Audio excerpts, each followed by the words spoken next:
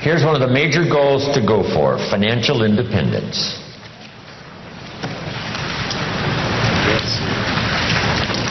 Every American's, right, privilege to become financially independent. So here's my definition of financial independence: the ability to live, and I'll give you time to write it down, the ability to live from the income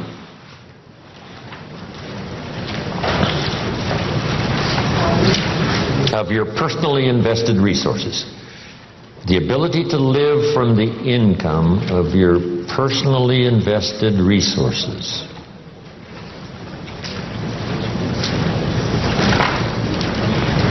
That's the simple definition. That from the resources you've invested, the income from those resources, you could live. Here's one of the advantages of financial independence. Now you can work or not work. Or you can certainly choose the work to do. Now you can work by choice, not by necessity. And here's one of the best: to be able to work for joy and not for necessity. At first, of course, we have to work for necessity. But if you can finally reach the point where you can work for joy, not for necessity.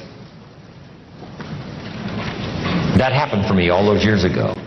My father kept talking about financial independence, debt-free, no one having a claim on your assets, finally being able to live from the income of your invested resources. I remember the joyful day when that finally arrived. So what I've done now, most of my life, I've had the unique privilege of working for joy, not for necessity. Not that the joy doesn't bring you more income. Not that working for joy doesn't make you another fortune. It certainly has for me, right? Another fortune and another fortune and another fortune. But not because I had to, but because I wanted to. I work now for joy and not for necessity. Key phrase to understand, we should teach this to our children: economics is major. Everyone has to major in economics. Number one, for personal survival. To produce enough to take care of yourself. The first, economics.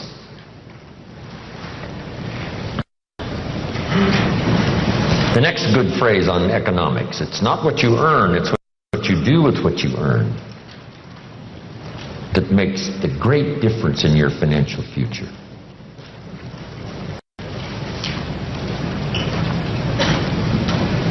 All of this is determined by your own philosophy. It's important early, and kids have to have a personal philosophy working even when they go to school. Here's a good definition of your personal philosophy: a guidance system. Your personal philosophy is a guidance system.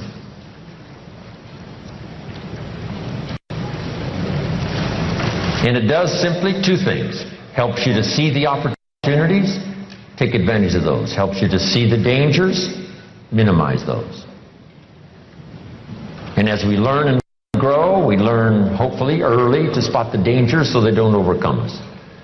Hopefully we learn early to see the opportunities and take advantage of those, maximize them if we can.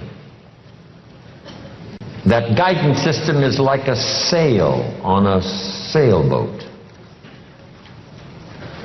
The winds are always blowing: favorable winds, unfavorable winds, stormy winds, economic winds, political winds. The wind is always blowing. But to arrive at a predetermined destination, it is not just the blowing of the wind that we have to deal with. Here's the major part: the set of the sail. The set of the sail is what you learn, gathering information from these 3 days, talking to each other, gathering more information, filling up one journal, then another one. Information.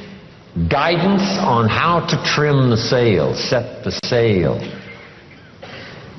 The Sunday morning sermon, the lyrics of a song, the dialogue of the movie, words put into good structure so that they deliver enlightenment, information, knowledge.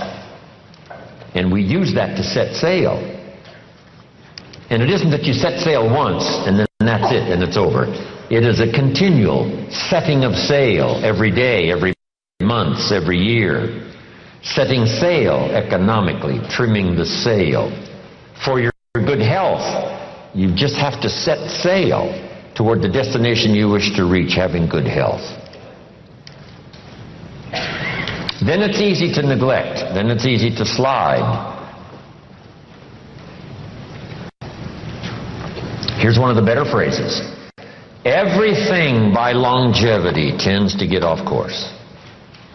Everything by longevity tends to get off course.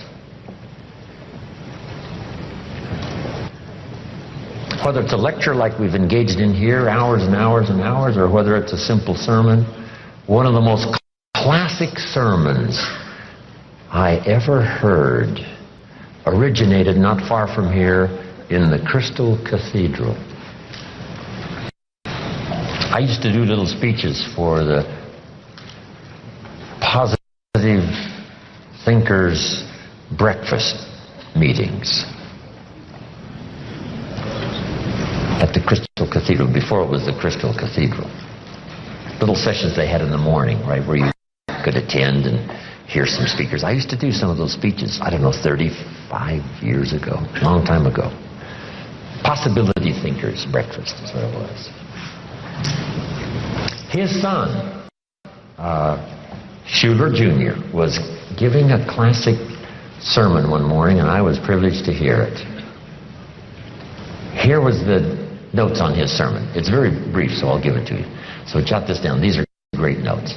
Here was his sermon. Number one, if you think it's impossible, it isn't. That's number one. If you think it's impossible, it isn't. Here was point number two. If you think you know everything, you don't. Wow, that's good. Point number three. If you think you're alone, you're not. Isn't that a classic? That's a classic sermon. If you think it's impossible, it isn't. If you think you know everything, you don't. And if you think you're alone, you're not. Now, here was one of the spectacular stories in this little sermon. He told the story of Rich DeVos, who started the big Amway Corporation. Rich DeVos is in bad shape. Rich needs a heart transplant. And if he doesn't get it, he's not going to last very long.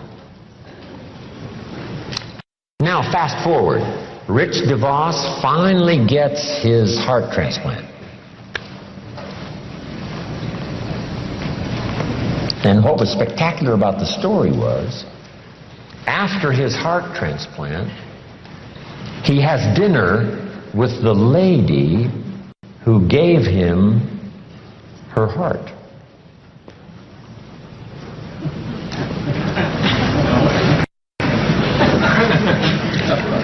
He has dinner with the lady who gave him her heart.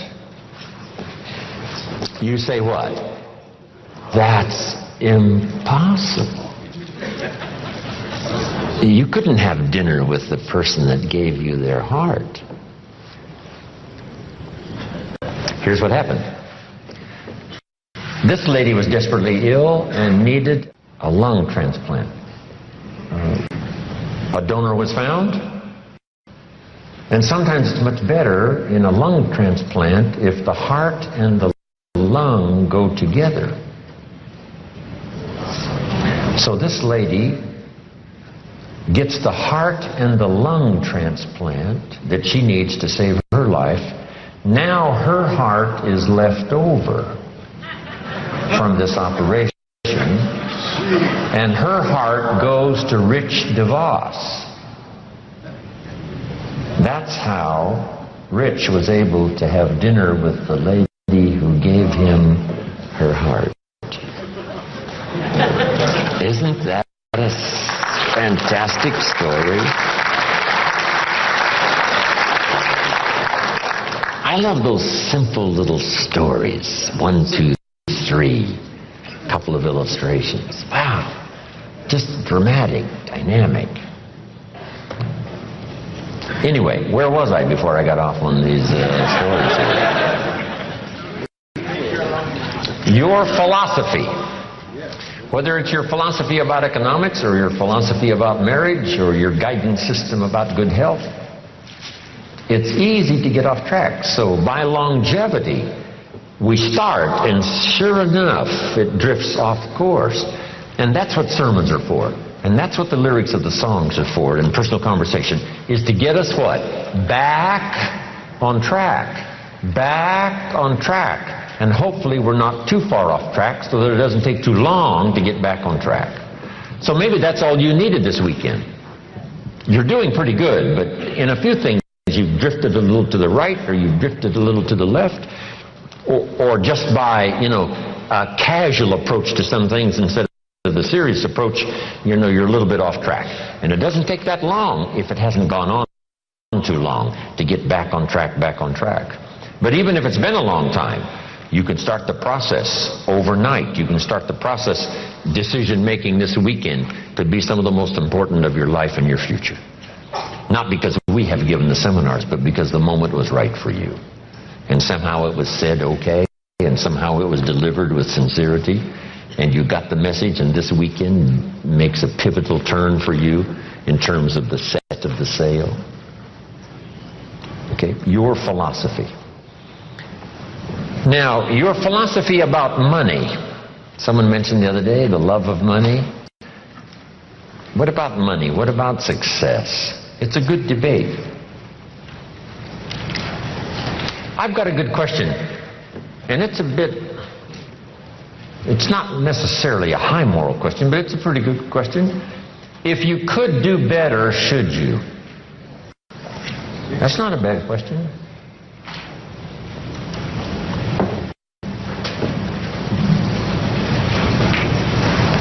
Now, all of us have personal choice, but this is a good question, and a lot of my stuff is up for debate.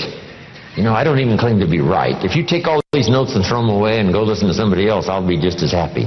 Because, it doesn't matter. As long as you finally, get the ideas that make a difference for you and add to the wealth and the structure of your own life systems. That's what's important.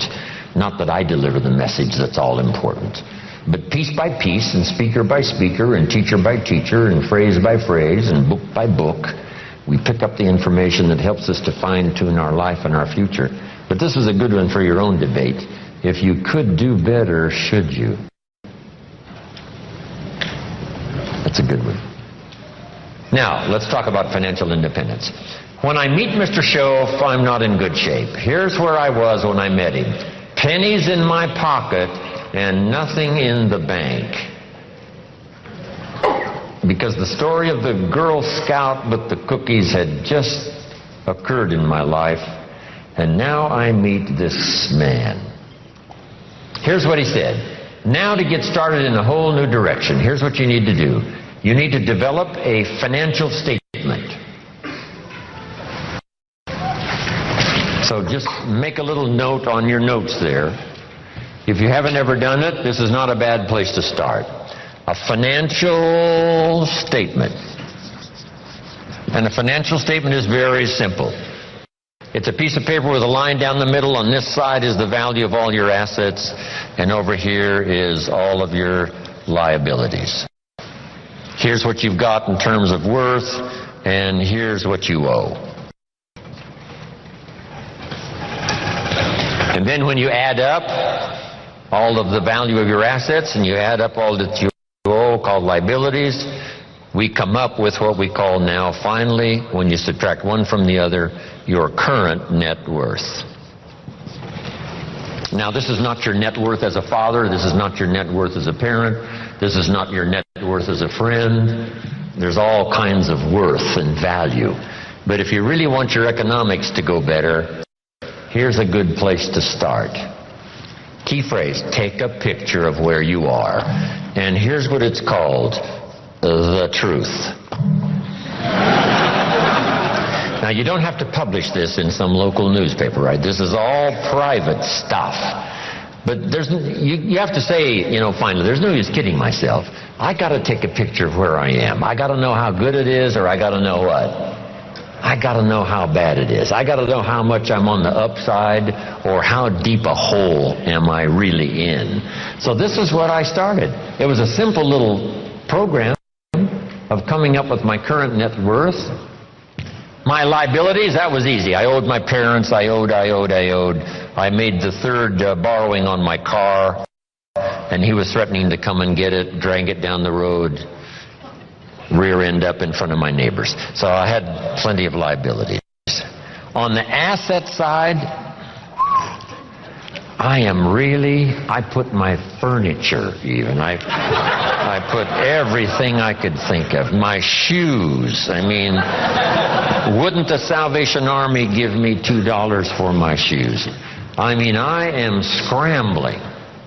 And when I did this exercise, guess what it did? It really soberly gave me a current picture of where I was. And guess what? I was unhappy. But here's what's important about the truth. It sets you free. Number one, free to correct old errors in judgment. That's what the truth is for. To correct old errors. After 6 years, I started working when I was 19. And when I took a picture of where I was, it was not a very happy experience. So now, where do we go from here? In putting together a financial statement, realizing exactly where we are, no nonsense, this is the real deal. We don't have to share it with anybody, but we do need to know the truth for ourselves. Now here's what we need. Number one, perhaps a new philosophy. Let me give you sort of the simple philosophy of the rich and the poor. Here's the philosophy usually of the rich and the poor. Poor people spend their money and invest what's left. Brian talked a little bit about that, and there's usually what? Not much left. Here's usually the philosophy of the rich. The rich invest their money and spend what's left. It's just a little turn of semantics. But the little turn of semantics is like the turn of the set of the sail that takes you in a whole different direction. To wind up at a good place in 1 year, or a place, of average, mundane, where you don't really want to be. Just that little simple shift of philosophy. So here's the key. Think like the rich. Invest your money first, then spend what's left. Don't spend your money and invest what's left. Now the whole key is lifestyle, and Brian touched a little bit on that. When I gave this little class one time at a school class, the teacher said, you must not, promise people that with a little bit of investment every month that they can, make their fortune, because people nowadays are overloaded. They're spending everything they make. Their standard of living is right up there. And I said, well, this is where it all begins. I said, could we think of someone, and this was a long time ago, of course, that makes $2,000 a month? She said, yes, no problem. We can probably find someone that makes $2,000 a month. What would this couple, this family tell you it takes to pay all the bills and just keep their head above water? And she said, well, $2,000. I said, could we possibly find somebody not far from here that makes $2,500 a month? Right? Maybe even both working combined. $2,500 a month, $500 a month more. What would this family say it probably takes to pay all the bills and keep your head above water? What would they say? Right? $2,500. So I said to her, what happened to this $500? How did it disappear? wisely invested over some reasonable period of time, the return is unbelievable. And she said, I never thought about that. So jot this down. The money is always there, either to spend or invest. The difference in what you do with it is based on philosophy, not economy. It isn't the state of America's economy that makes the difference. It's the difference in your philosophy. Right? That illustration? Here's a book on how to get rich. It costs $20. Somebody says, well, a poor person can't buy that book. Say, no, it's only 7 Coca-Colas. And you either spend the money on 7 Coca-Colas or a $20 book that teaches how to get rich. So jot this down. Everybody has the money. Even the poorest of the poor. The key is how to spend it. The key is what to spend it for. And how you spend it. First, how you earn it is determined by your philosophy. Second, now, how you spend it is determined also by your personal philosophy. So what would be a good philosophy to follow? And this is the little simple form I want to give you on financial independence, wealth for the future. It won't take long now to jot this down. It takes a little longer to go do it, but here it is. What to do with $1? If a child asks what to do with $1, here's my suggestion. Never spend more than 70 cents. 70 cents. You've got to pick some number, right? This is the number I've picked, right? Listen to Brian, listen to Dennis, listen to me, and then refine your own to suit you. But I suggest don't spend more than 70 cents. Here's where the other 30 cents goes. 10 cents, 10% of your income for charity, church, whatever, supporting worthy projects, teaching children here to become generous. If kids understand generosity, they'll give you 10 cents out of every dollar that they earn. And this is a good place to start. It's easy to give 10 cents out of $1. A little more difficult to give 100,000 out of 1,000,000. You say, oh, if I had $1 million, I'd give 100,000. I'm not that sure. We better start you early, right? So that when the big money comes, it'll just be automatic. You won't even have to think about it. Okay? All right. So 10 cents for charity and church. Here's the next 10 cents. Active capital. Try to make a profit. It's called buy and sell. I learned to do this starting at age 25. It's how I made my first fortune. Buying and selling. Like the little boy who buys a bottle of soap for $2 and sells it for $3. Active capital means you try to make the profit. Buy a piece of property and improve it and sell it. Active capital. Keep saving up this active capital until you've got some to work with to buy and sell. Make a profit. Now the third 10 cents is passive capital, which means let somebody else use this 10%. You put this to work and see if you can't make a profit. This is to let someone else use it. You are the passive partner in providing the money. They are the active partner in seeing if they can make a profit and pay you dividends and stock increase and whatever. Interest. And that little formula is a good place to start. Now, you might not really be able to start there. I call this the ideal. Maybe by the time you've heard this, you're in such bad financial shape that you have to go here, 97, 1, 1, and 1. That right now you're in a trap. You're caught. And it's going to take you a while to get out. So right now you got to spend 97% of your income, right, for your living and lifestyle because, you know, you're caught. You're obligated. You know, there's no way out. And then the rest of these now are just 1, 1, and 1. The key is to start with something. Now, Mr. Schoaf gave me a comment. It has served me all these years. Here's the comment. It's not the amount that counts. It's the plan that counts.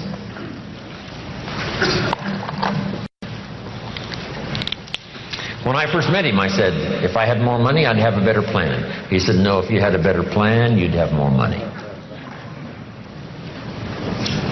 So if you have to, you start with 97, 1, 1, and 1. Then what do? Now comes the project right away of trying to get this 97 figure to go down and these other three numbers to start going up. This now becomes an exciting game to play. In another seminar, I talk about measuring progress. This is one of the great motivating factors in the world, is to start something and make progress. Start something and make progress. See, Jim Rohn told us the ideal was 70, 10, 10, and 10. But I can't start there. I've got to start with 97, 1, 1, and 1. And here's what you've got to understand. This is okay. I mean, if this is where you have to start, that's where you have to start. Then you start driving this number down and start driving these numbers up. And it's a whole game to play till finally you can arrive at this pretty good ideal way what to do with the money you earn from a paycheck or from dividends or from whatever sources. 70, 10, 10, 10. I mentioned the name Sarah Alfaro in Mexico. I taught her this, and she's been teaching it to the people she's responsible for over all the last 10 years. And some of them now are doing extremely well, making big money, and they've got houses and cars and, you know, all kinds of stuff. 70, 10, 10, and 10. Now, when you start getting into the big money, these numbers have to change again. I probably don't spend more than 10% of my income. So if this number for me is 10%, you can imagine what these other three numbers probably are. So if you have to, you start here. Get to the ideal. And then when it really starts to flow in your favor, you rearrange this program again 10%. Because if you're doing big time, you know, you couldn't spend 70% of your income. It would be obscene. Too much. So, just a little formula to follow. Now here's the wrap-up, and I've got to get to a few points on leadership before we finish. Here's the next one now. This is only a suggested plan. You know, this is not written in any law. You know, most advantages and benefits for the future are not written in law. There's no law that says you must not have a heart attack. Where is it written? There is no law. That you must demand of yourself. There is no demand that you have a good financial plan that'll safely take care of your family for the future. There is no law. You could be careless and lose it all and finally have to be supported by the state. So there is no law that you must be responsible and have a good financial plan. You must demand it of yourself. So I'm asking you to make that note. It's what we demand of ourselves that counts. There's no law that says you must have a health plan that's going to make you extremely healthy for the next 10 years. There is no law. That you must demand of yourself. And those are the disciplines now that really start to count, the ones you demand of yourself.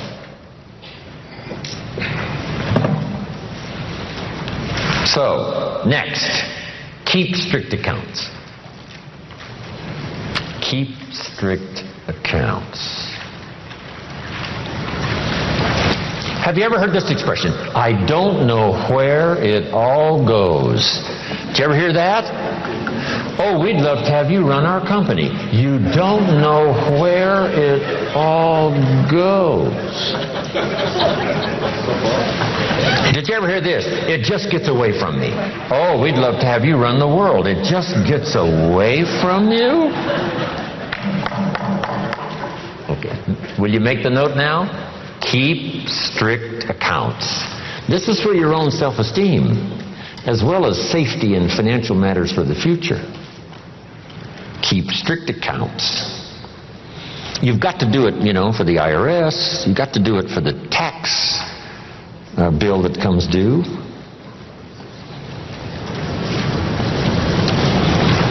Then there's one more. Be happy to pay your taxes. And this is an assignment that's one of the toughest. I'm trying to finish this book I've been working on for so long. Hopefully I'll get it done one of these days. And the title is, Of Course Kids Should Pay Taxes. And it's a little book on really everybody should pay taxes. And then you need to know why. In California, if a 10-year-old walks into 7-Eleven and buys something that costs $1, the proprietor asks the child for 8 more pennies. Does the child have a right to know how come we're asking him for 8 more pennies? And the answer is yes. The kid says, I'm only 10 years old. And the proprietor says, congratulations, you're my youngest taxpayer. Now the kid wants to know, who gets these 8 pennies? Where does it go? And here's what the proprietor, if he's wise, says. Well, if you want to ride your bicycle on the sidewalk instead of in the mud, you have to pay the 8 pennies. Everybody pays the 8 pennies on every dollar, so that we have streets and we have a sidewalk. So you don't have to ride your bicycle in the dirt and the mud, you got the sidewalk. And now the child understands, okay, here's my 8 pennies. So jot this down now. Everybody has to pay. We can't let anybody off the hook, because all of us are in this together. And you can't build your own section of the street out in front of your home. What kind of equipment would you need to build your own piece of the street out in front of your house? No, you can't do that. So we take these collective needs that all of us need, and we ante up the money, whether it's federal or state or sales tax or whatever it is, so that all of this is taken care of us. Here's what it's called: the care and feeding of the goose that lays the golden eggs. You say, well, the goose eats too much. That's probably true. But make this note: better a fat goose than no goose at all. So everybody has to pay. How much do you think aircraft carriers cost?